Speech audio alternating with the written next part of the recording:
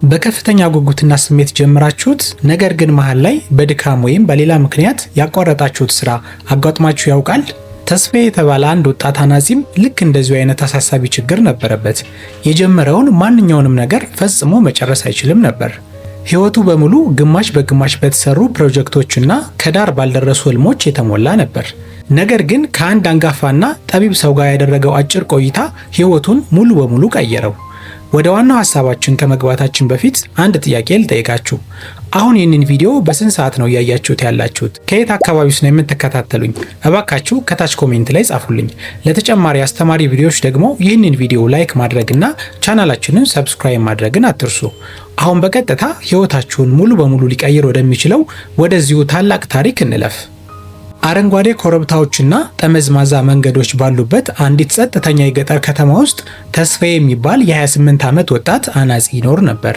ተስፋዬ በእጁ ጥበብ እጅግ የተካነና በፈጠራ ሐሳቦች የተሞላ ወጣት ቢሆንም በየቀኑ የሚያስጨንቀው አንድ ትልቅ ችግር ግን ነበረበት። ይኸውም የጀመረውን ማንኛውንም ነገር መጨረስ አለመቻሉ ነበር።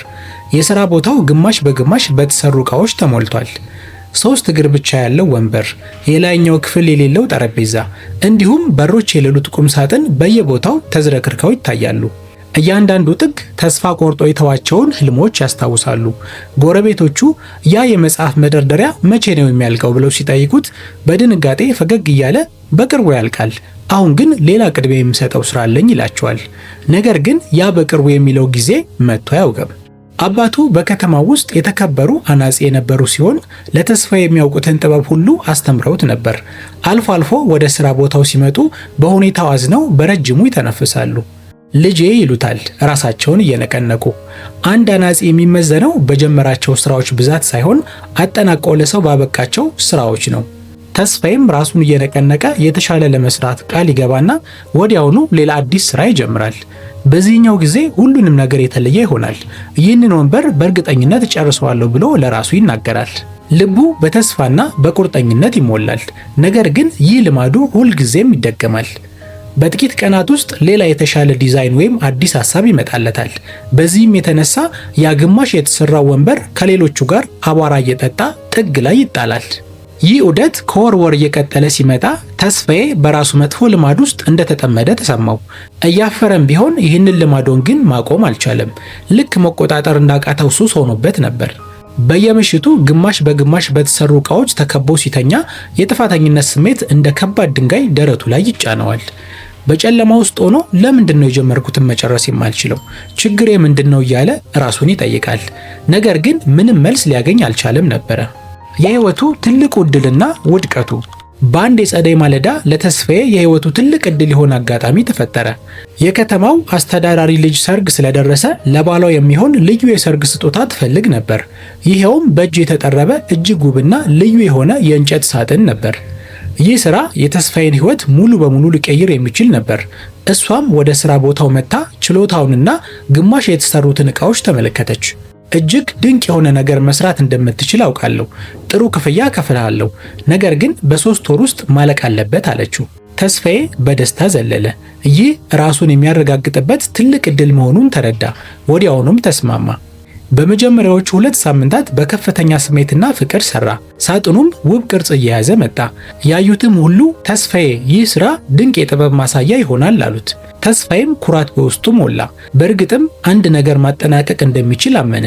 ነገር ግን ድንገት በአንድ መጽሐፍ ላይ እጅግ ማራኪ የሆነ የጌጣጌጥ ማስቀመጫ ዲዛይን ተመለከተ። ትንሽ ስራ ነች፣ ቶሎ ጨርሼ ወደ ሳጥኑ መለሳለሁ ብሎ ራሱን አሳመነ። ያቺ ትንሽ ስራ ግን ወደ መካከለኛ ስራ አደገች። ከዚያም ሌላ ሐሳብ መጣ። ከዚያም ሌላ። ትኩረቱ በተለያዩ አቅጣጫዎች ተበታተነ። የሰርጉ ሳጥን ጥግ ላይ ተተወ። ቀናት ወደ ሳምንታት ተቀየሩ።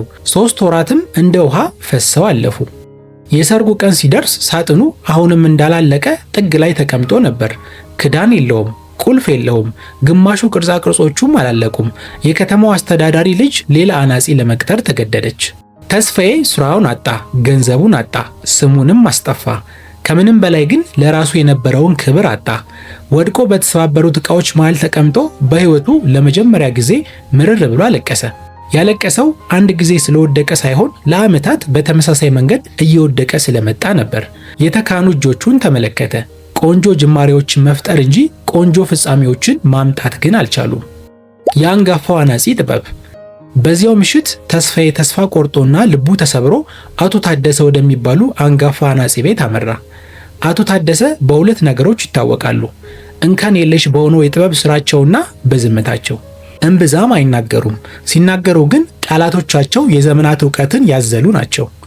ተስፋዬ በራቸውን ሲያንኳኳ አቶ ታደሰ ከፈቱለትና ቀይ የሆነውን አይኑን ተመልክተው ያለምንም ጥያቄ ግባ አሉት። የሥራ ቦታቸው ትንሽ ቢሆንም እጅግ ንጹሕና የተደራጀ ነበር። የተስፋዬ ሥራ ቦታ ካለው ምስቅልቅል ሁኔታ ጋር ሲነጻጸር ፍጹም ተቃራኒ ነበረ። ተስፋዬ ድምፁ የተንቀጠቀጠ ጋሽ ታደሰ፣ እኔ ምንም ነገር መጨረስ አልችልም፣ ተሰጥኦ አለኝ፣ ግን የጀመርኩትን ከዳር ማድረስ አልችልም። እርስዎ እንዴት ነው ሁሉንም ነገር በፍጹም ሁኔታ የሚጨርሱት? ሲል ከልቡ ጠየቃቸው። አቶ ታደሰ ወዲያውኑ አልመለሱለትም። በምትኩ አንድ ትንሽ እንጨትና መቅረጫ ቢላዋ አንስተው ቀስ ብለው መጥረብ ጀመሩ። ከጥቂት ደቂቃዎች ዝምታ በኋላ እንዲህ አሉት። ተስፋዬ፣ ይህንን እንጨት ታየዋለህ? በውስጡ ማንኪያ አለ። ነገር ግን አሁን ማንኪያው ተደብቋል። የእኔ ሥራ ማንኪያ ያልሆነውን ክፍል ማስወገድ ነው። አሁን ባቆም ይህ ዝም ብሎ የተበላሸ እንጨት ነው የሚሆነው። አቶ ታደሰ እየጠረቡ ቀጠሉ። ግን ሳላቋርጥ ማንኪያው እስኪወጣ ድረስ ከሰራው ሙሉና ጠቃሚ ነገር ፈጠርኩ ማለት ነው። ማንኛውም ሥራ የራሱ የሆነ የፈተና ጊዜ አለው። መጀመሪያው አስደሳች ነው፣ መጨረሻው አጥጋቢ ነው። ነገር ግን መካከለኛው ክፍል ህልሞች የሚሞቱበት ቦታ ነው አሉት። መካከለኛው ጊዜ ከባድ፣ አሰልቺና ተስፋ አስቆራጭ ነው። አዳዲስ ሐሳቦች ይበልጥ ማራኪ ሆነው የሚታዩ ያኔ ነው። አብዛኛው ሰው የሚያቋርጠውም በዚህ ጊዜ ነው አሉት። አቶ ታደሰ ትንሽ ፋታ ወስደው ቀጠሉ። ሚስጥሩ ይህ ነው ተስፋዬ፣ ስራን መጨረስ ከስሜት መነሳሳት ሞቲቬሽን ጋር ምንም ግንኙነት የለውም። ስሜት ያልፋል። ስራን መጨረስ ማለት ስሜቱ ባይኖርህም ለሂደቱ ታማኝ መሆን ማለት ነው አሉት። እነዚህ ቃላት ለተስፋዬ እንደ መብረቅ ነበሩ። ሁልጊዜ ሲፈልገው የነበረው እውነት ይህ ነበረ። አቶ ታደሰ ግማሽ የተጠረበውን እንጨት ለተስፋዬ ሰጥተው ለቀጣዮቹ 30 ቀናት አንድ የተለየ ነገር እንድታደርግ እፈልጋለሁ አሉት። ከስራ ቦታ አንድ በጣም ትንሿን ስራ ምረጥ። ከዛም ያ ስራ እስኪያልቅ ድረስ ምንም እንኳን ስሜት ባይኖርህም አሰልቺ ቢሆንም በቀን ለ10 ደቂቃ ያህል ብቻ በየቀኑ ያንን ስራ ለመስራት ቃል ግባልኝ አሉት። አንድ ነገር ብቻ ጨርስ ተስፋዬ፣ ምክንያቱም አንድ ነገር መጨረስ የቻለ ሰው ማንኛውንም ነገር መጨረስ ይችላል አሉት። ለውጡና አዲስ ማንነት። ተስፋዬ ያቺን ሌሊት ወደ ቤቱ ተመልሶ በሥራ ቦታው ካሉት ዕቃዎች መካከል አንዲት ትንሽ ወንበር መረጠ። ይህንን በእርግጠኝነት እጨርሰዋለሁ ሲል በቁርጠኝነት ተናገረ። በማግስቱ ጠዋት አእምሮው የተለያዩ ምክንያቶችን ከመደርደሩ በፊት ለ10 ደቂቃ ብቻ ሰራ። ሁለተኛውንም ቀን እንደዚሁ አለፈ። ሦስተኛውም ቀን ቀጠለ።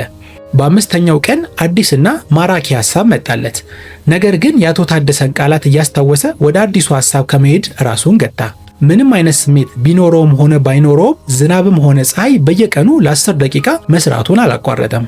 በ12ኛው ቀን አካባቢ ግን ወንበሩ ሊያልቅ መሆኑን ሲያይ ከዓመታት በኋላ ለመጀመሪያ ጊዜ የኩራት ስሜት ተሰማው። ይኸውም በመጀመሩ ሳይሆን በመቀጠሉ የመጣ ኩራት ነበር። በመጨረሻም በ23ኛው ቀን ወንበሩ ሙሉ በሙሉ አለቀ። ተስፋዬ በራሱ የሰራው ወንበር ላይ ሲቀመጥ ውስጡ የነበረው ትልቅ ሸክም ሲወርድለት ታወቀው። የደስታና የድል እንባ ከዓይኖቹ ፈሰሱ። ከዚያ በኋላ ሌላ ስራ መረጠ፣ ጨረሰ። ቀስ በቀስ የሥራ ቦታው በተጠናቀቁና ውብ በሆኑ ዕቃዎች ተሞላ። ከ6 ወር በኋላ የከተማው አስተዳዳሪ ልጅ ተመልሳ መጣች። በተስፋዬ ላይ ስላለው ለውጥ ሰምታ ነበር። ያንን የሰርግ ሳጥን አሁን ልትሰራልኝ ትችላለህ ስትል ጠየቀችው። ተስፋዬም በሙሉ በራስ መተማመን ፈገግ ብሎ አዎ በዚህ ቀን በእርግጠኝነት እጨርሰዋለሁ አላት። እናም እጅግ አስደናቂ አድርጎ ሰርቶ አስረከባት። ውድ ተመልካቾቼ የተስፋዬ ታሪክ ስለ አናጺነት ብቻ አይደለም። ይህ ታሪክ ስለ አንተ፣ ስለ እኔ እንዲሁም በከፍተኛ ስሜት ጀምረው መሃል ላይ ስላቋረጡ ሰዎች ሁሉ ነው። ሁላችንም አቧራ የጠጡና ያላጠናቀቅናቸው ህልሞች አሉን። ነገር ግን እውነታው ይህ ነው። ስራን መጨረስ ክህሎት እንጂ ተፈጥሯዊ ተሰጥኦ አይደለም። ማንኛውንም ክህሎት ደግሞ በልምምድ ማዳበር ይቻላል። ይህንን ለማሳካት 3 ወሳኝ ነገሮችን ሁልጊዜ ማስታወስ አለባችሁ።